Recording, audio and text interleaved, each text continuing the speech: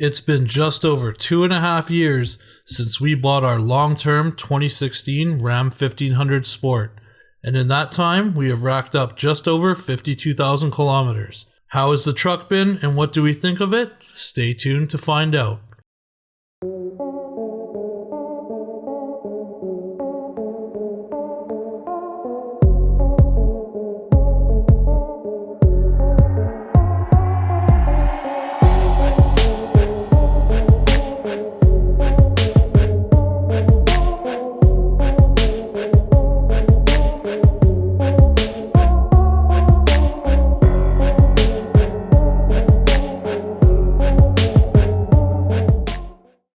We have had a lot of fun with our 2016 Ram Sport, adding some minor modifications along the way. The first thing I did was replace the factory muffler with a 14-inch Magnaflow.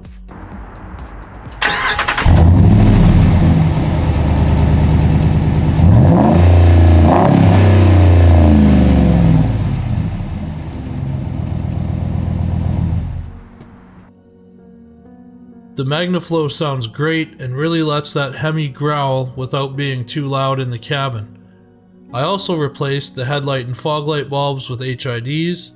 I replaced the fog lights themselves with these smoked lenses, which I think tie into the blacked out projectors that the Sport comes with a little better than the chrome fog lights that come with these trucks. All the chrome badging has been replaced with black badging. The billet grille was swapped out for a honeycomb grille, which ties in better with the hood vents. The truck also has a 2.5-inch level on it, and the horrible stock Goodyear tires have been replaced with 285 65/20 BF Goodrich KO2s. Around back, I put on a backflip hard folding tonneau cover and replaced the third brake light with this LED version. Interior wise, I swapped out the steering wheel bezel with a silver bezel from a Laramie, and I added the ambient lighting from Laramie and Up trims to the door handle bezels. Out on the road, this truck still drives as if it were brand new. The level didn't seem to negatively affect the way it drives, but it definitely does ride harder with these Load Range E BF Goodrich KO2s compared to the stock tires. Now, other than a few minor recalls, the truck has been in for a few initial build quality issues, but hasn't seen the inside of a service department aside from routine maintenance since the 8,000 kilometer mark. We've never had any check engine lights, and the truck has never failed to start.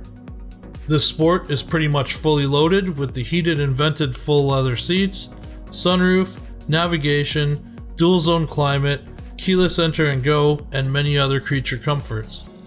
This truck does have the 392 gears and the larger 32-gallon fuel tank.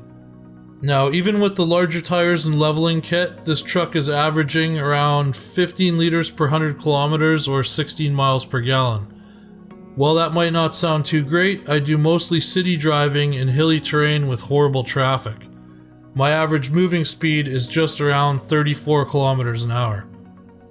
On a recent trip from the suburbs of Vancouver to Whistler, the truck knocked down 19 miles per gallon, and I have seen up to 21 miles per gallon on long highway trips. The interior has held up well, no signs of wear showing even on the driver's seat. The exterior has held up nicely as well, and the truck still looks great. The original MSRP on this truck was $64,440 Canadian. With incentives at the time of purchase and negotiation, I paid $49,500. Overall, I've been very happy with this purchase and absolutely would do it over again. Stay tuned as we have some modifications for this truck planned in the coming months. I would like to do a lighting upgrade, including new head and tail lights, and I am considering swapping the factory navigation unit for a newer Uconnect 4C version with Android Auto and Apple CarPlay. We are also planning a few modifications under the hood as well, so stay tuned. Thanks for joining us here on Mopar Insiders, and we'll catch you guys in the next video.